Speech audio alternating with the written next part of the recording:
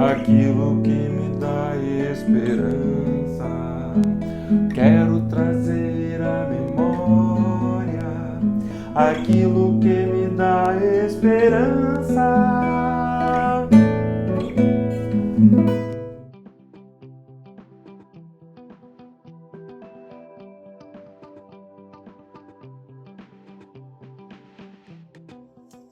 Bom dia, queridos.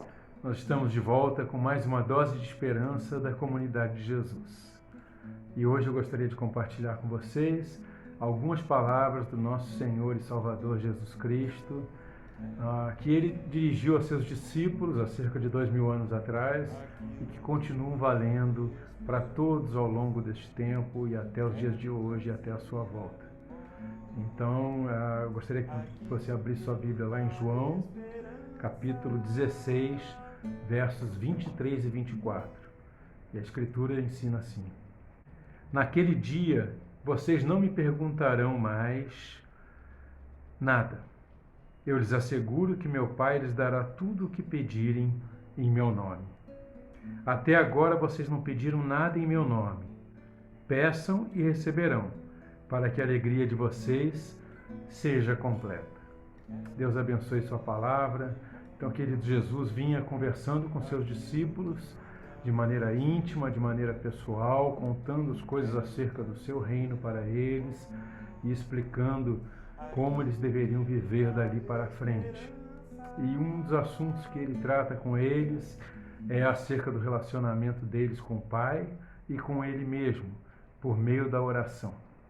Então, Jesus primeiramente diz que naquele dia, ele está se referindo ao dia em que eles o verão de novo depois da sua ressurreição, porque ele estava prestes a ser crucificado, os discípulos fugiriam apavorados e decepcionados, sem saber no que acreditar, o que esperar, e se trancariam num lugar juntos, sem saber o que fazer, até que Jesus ressuscita dentre os mortos e aparece a eles várias vezes, atravessa paredes, atravessa portas e ao mesmo tempo se faz presente de uma maneira real diante deles, é tocado por eles, abraça-os, come com eles, e então ele desaparece de novo e aparece de novo em outros lugares.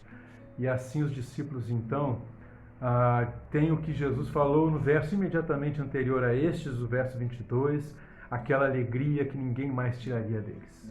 Agora eles entenderam toda a verdade que Jesus vinha lhes falando, da importância de que ele haveria, embora ele sendo o Messias prometido, que reinaria para todo sempre sobre o seu povo, era importante que ele sofresse, morresse na cruz, por amor a eles, por amor a todos aqueles que viriam a crer nele, para o perdão dos seus pecados e sua reconciliação com Deus o Pai, para que eles tivessem uma nova vida e vida eterna. Então eles compreenderam isso e eles estavam novamente cheios de alegria depois da sua ressurreição.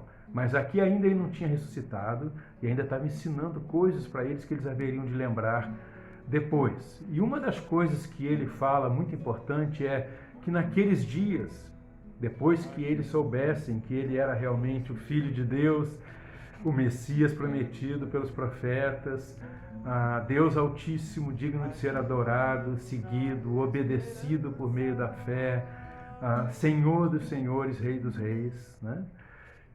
Ele diz assim: vocês não me perguntarão mais nada, vocês compreenderão todas as coisas. Ele sabia que havia discipulado eles e que eles lhe seriam fiéis e que eles viveriam de maneira fiel, obedientes a ele, fazendo tudo conforme ele lhes ordenara e lhes ensinara. Então eles não precisariam perguntar mais nada, haveria plena compreensão por meio do Espírito Santo que viria habitar neles, de tudo que Jesus tinha feito na presença deles e do que Jesus tinha ensinado.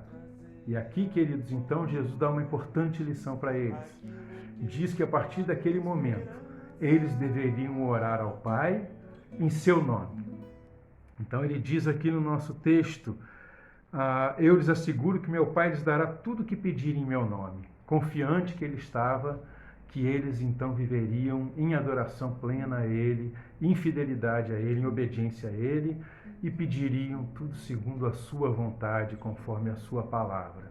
E assim a Escritura nos ensina a orarmos segundo a vontade de Deus, segundo o que nós aprendemos da sua palavra, e orarmos em nome do Senhor Jesus Cristo. Você já foi alcançado pela graça, pela misericórdia salvadora de Jesus? Ele mesmo diz que veio para os enfermos, para os doentes, para os pecadores, e não para os que se acham são, sadios e que não precisam de salvação.